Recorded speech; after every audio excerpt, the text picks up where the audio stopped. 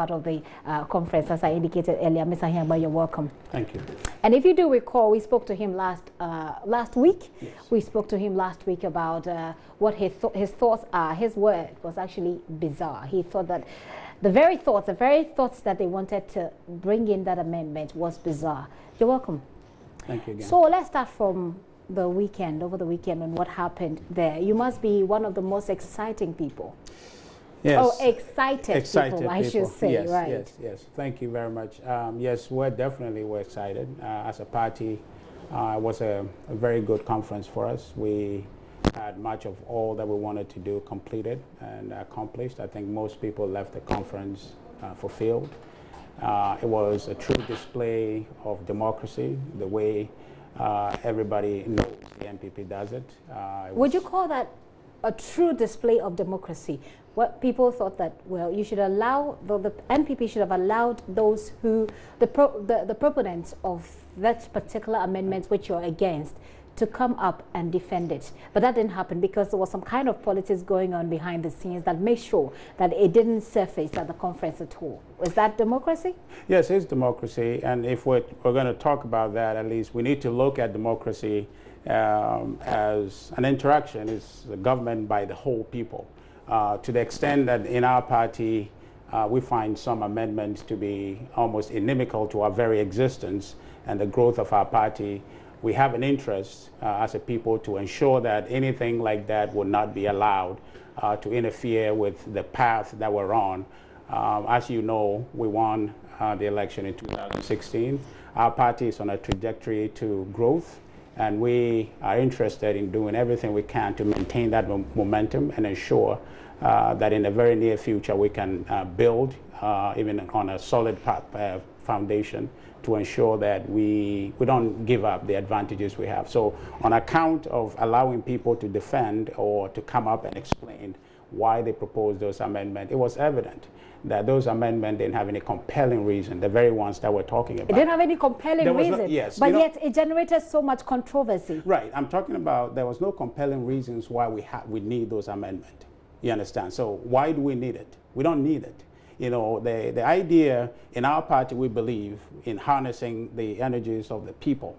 So if, as a party, if we're going to achieve that objective, then we need to expand the frontier of democracy for more people to participate. So that amendment, for some reason, however way it slipped in there, we found out through the conversation, our leadership and people of concern who understand where we want to go as a party understood and realized that we can't be going that way. So it was better to withdraw it. And in fact, if it wasn't pulled the way it happened, I think that eventually the delegates would have rejected voted against it. But then that will still depend on the chairman and whatever he hears, whether he hears yes or ayes, or whether he hears no or nay. Right. Interestingly, it works well, even though it's subject oftentimes to the discretion of whoever is conducting it. But oftentimes it works well. And there were instances during the conference where other people thought that it needed to be yes or no, and they insisted. You know, so all along, where there is general consensus,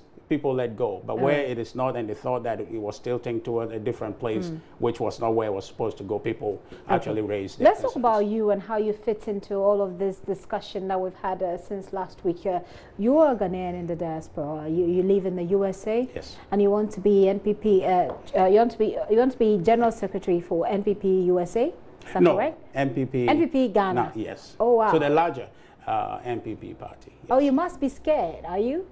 No, there's one thing that you do as a party member is to want to serve your party. So any opportunity to serve your party should be exciting, not one that scares you. So I am humbled to be in a position where I find myself able to want to serve my party and to want to appeal to the delegates of our party to consider my candidacy and allow me the opportunity to serve my party. That's something that is fulfilling. It's almost humbling for me. So it's not scary, but it's something that is humbling and a privilege. Scared, and I use that scared because I'm looking at the kind of people that you're coming up against. I mean, Freddie Blay, the acting General Secretary. John Boy, do you mean? For oh, the, General, yes, sorry, yes. John Boydu. I'm not up to. I'm sorry, not yeah, that's national chairman. Yes, yes. John Boydu, for example, has been working as acting general secretary. He knows the ins and outs of the party. He's organized this conference, which you have described as successful. And indeed, the president singled him out for praise when he mounted the stage to speak. All of these are things that obviously shake your candidacy a bit, especially since John Boydu has been in this country, been on almost all the media platforms, spoken about the party. There is if the magic bullets works, John Boydu will probably have his way over you. Well, I think we should see the opportunity before us as one that advances democracy in our party, and so for me, it is one that I come to with that understanding that as part of our democracy, we need to open the avenues for people who have ideas and vision with respect to where our party should be, where our party should be going, what our party should be about, and understanding the very peculiar moment our party is in. With respect to John Boydu, the acting General Secretary, I think he's done a fine job, and I think as a party, we all understand that when we come to serve the party, we do our very best. But one thing I want to underscore, however, is that the perception that he, being a General Secretary, did something extraordinary to win us power is almost not true. It actually leads us to undermine the very people who actually undergird this effort for us. I can tell you, going around the country, 1,000,001 people, okay, who in real time put their lives on the line, did things that were beyond their personal abilities, but they did it because of the love of the party. Those people are the ones we need to celebrate. If I am the General Secretary of this party, it is not my effort that will bring this party to power. My particular abilities to help organize this party from the ground up is what is essential. I am not in any peculiar way going to be the one. In fact, the attribution of our success to Mr. John Boydu is, for me, a misplaced one. What you mean that of the president's phrase? No. I mean, there's a general perception. Or the president actually, I think that attribution is right, because he was in a moment where he was making a comment specific to the individual and with respect to the organization of the conference. So that is in context. But I'm talking about a larger organization of our party and the victory that we have today, which we are planning to build upon that momentum to give us victory in 2020. So I want to move the conversation away from where we're looking at that individual at the top being the one to take credit. That will require you showing us what kind of core competences you bring on board, which will perhaps make people choose you over him or anybody else. Yes.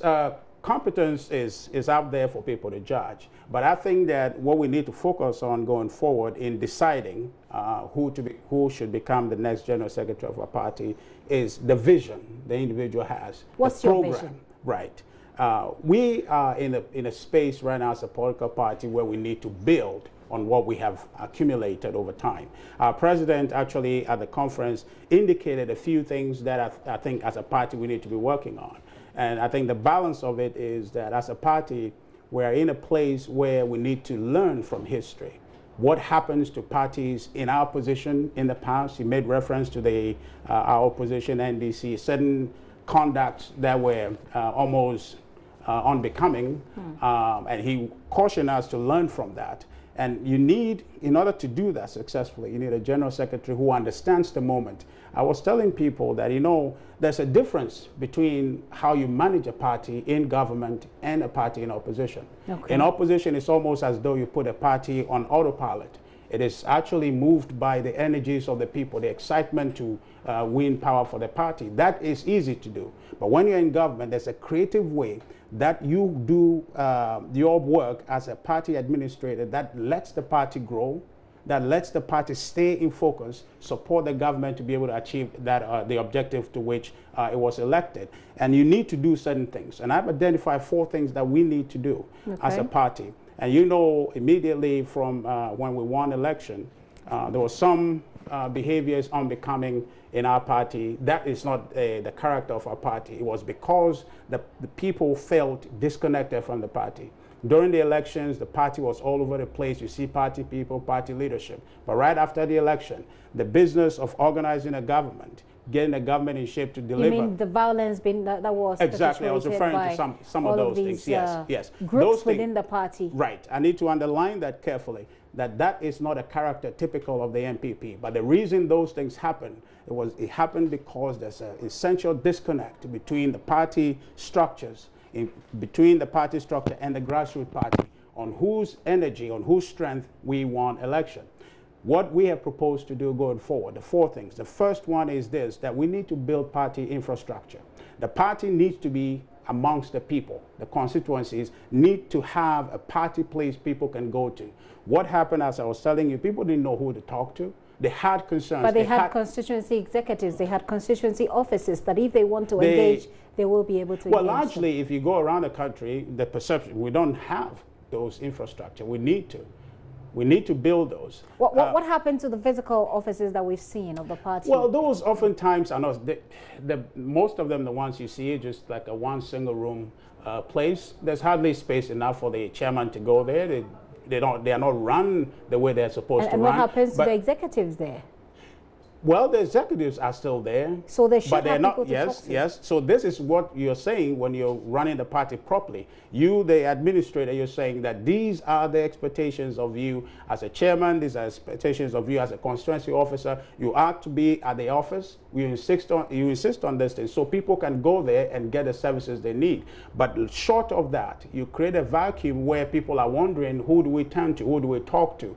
Then that energy building inside explodes. Okay. Okay. So now we want to let me just quickly summarize for you here. So we want to build party infrastructure that allows us to put the party close to the people. I want you to go through the four things that you say are the areas of your focus, or will be the areas of your focus. For which reason you think anybody else in the party should choose you over someone like John Boydo? Right. So, like we just talked about building party infrastructure. The objective of that is to make the party be among the people. People can go and find the party and talk to party officers to solve whatever concerns they have or receive any party services they might need. The next thing we want to do, ensuring our party momentum going forward, is to build for us an IT integration system that allows our party to be networked nationally. Today, the world is trending IT, and there's no reason we are excluded from that. We want to have an NPP application that provides you almost everything you need. You can sit here and find out everything about our founding, everything about what we are doing, what we are planning to do, about elections, about membership drive, everything will be on that NPP application. The next thing we want to do, our party is too heavy up top. Okay? Even though the work is at the constituency level, grassroots level, the party is so heavy up top, we are dysfunctional in the bottom, where we need to be efficient. So we want to reorganize the party from the ground up to ensure that power, functional, operational power, remains with the people so they can do their work and not assemble themselves at a national headquarters. So what's that plan in a sentence, the number 3 plan? In a sentence? It is to reorganize the party by decentralizing power from the top to the grassroots. Okay, and then the final one? The final one is, for me, the most important, to the extent we have a leader who shows up to serve. So we're talking about bringing to our party a new orientation of servant leadership, someone who exists to serve the party true and true, and ensure that the very vision of our party, the vision of our founding fathers, is realized through being a servant of the party and doing all I can. If I can understand you, are you talking about availability of yourself as a general secretary, or availability of leadership? It is more than that. It's more than that. It's a conscious decision to be a servant and not seeking to be served. You think all that you've listed here isn't already happening within the party? I choose to focus on what it is that I want to do. What you want to do will be relevant in the sense that it doesn't exist, or it is not being done properly. Well, if it's been done, it's not being done by me. So I'd rather be the one who do it, and I don't think, you be the judge. If it's been done in the interest of the party, and if you love the party, your focus really is for the bigger picture to be achieved. So if the bigger picture is being achieved already, then there's no need to change the person who is there. Well, maybe you and I can explore this. Is it being done? You tell me. It's not my party, it's your party. Yes, you reference some unfortunate incidents that happened in our party, that wouldn't have happened if we're doing this the way we ought to do it. So the thing is, we as a party, we're a much bigger party, you understand, than we appear to be. The time has come for us to manage the NPP as the greatest party that it is, and let Ghanaians understand that our vision and our objective for Ghana is to move Ghana forward. We can start by demonstrating that greatness within our own party. Okay, Ms. Anyagba, I will have to wish you all the best with this. And even though I see a very thick fight ahead of you, do you see it that way? You don't?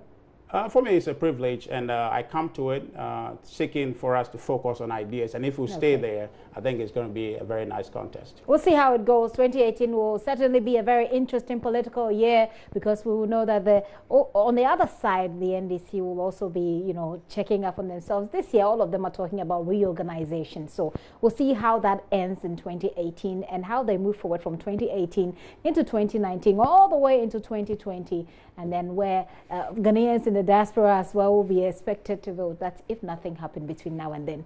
But thank you very much for coming.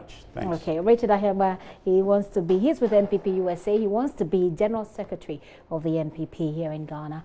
We'll see how that goes.